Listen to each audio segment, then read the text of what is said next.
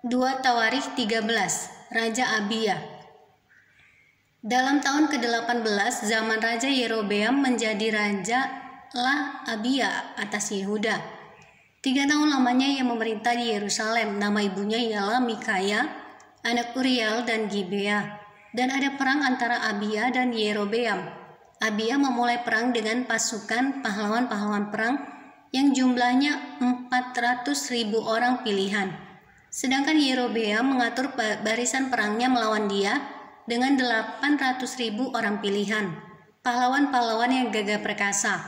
Lalu Abia berdiri di atas gunung Zemaraim yang termasuk pegunungan Efraim dan berkata, "Dengarlah kepadaku, Yerobeam dan seluruh Israel, tidakkah kamu tahu bahwa Tuhan Allah Israel telah memberikan kuasa kerajaan atas Israel kepada Daud dan anak-anaknya untuk selama-lamanya dengan suatu perjanjian garam?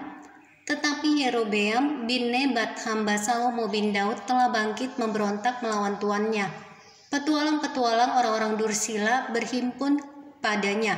Mereka terlalu kuat bagi Rehabeam bin Salomo, yang masih muda dan belum teguh hati, dan yang tidak dapat mempertahankan diri terhadap mereka.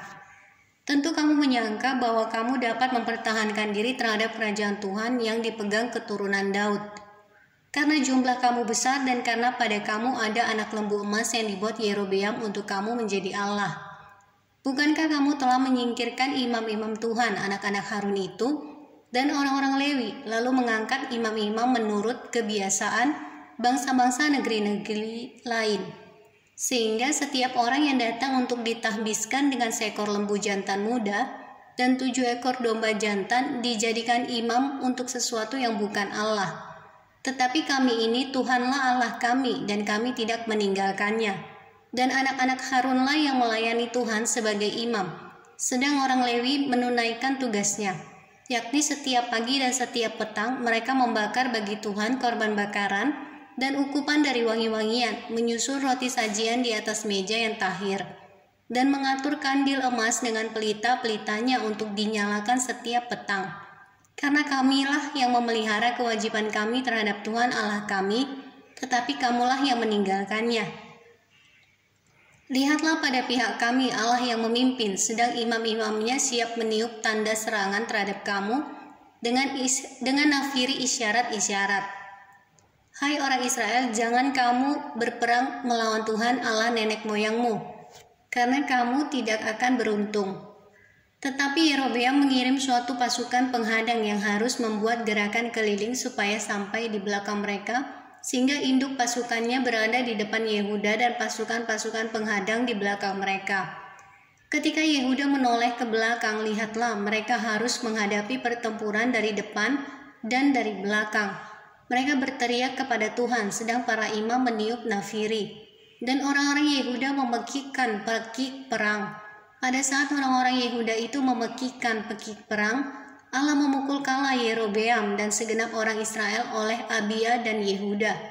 Orang Israel lari dari depan Yehuda, tetapi Allah menyerahkan mereka ke dalam tangan Yehuda. Abia dengan laskarnya mendatangkan kekalahan yang besar kepada mereka. Dari orang Israel mati terbunuh 500.000 orang pilihan. Demikianlah orang Israel ditundukkan pada waktu itu, sedang orang Yehuda menjadi kokoh, karena mereka mengandalkan diri kepada Tuhan Allah nenek moyang mereka. Abia mengejar Yerobeam dan merebut daripadanya beberapa kota, yakni Betel dengan segala anak kotanya, Yesana dengan segala anak kotanya, dan Efron dengan segala anak kotanya. Tak pernah lagi Yerobeam mendapat kekuatan di zaman Abia. Tuhan memukul dia sehingga ia mati. Abia menunjukkan dirinya kuat. Ia mengambil 14 istri dan memperanakan 22 anak laki-laki dan 16 anak perempuan. Selebihnya dari riwayat Abia, langkah-langkahnya dan titah-titahnya tertulis dalam kitab sejarah Nabi Ido.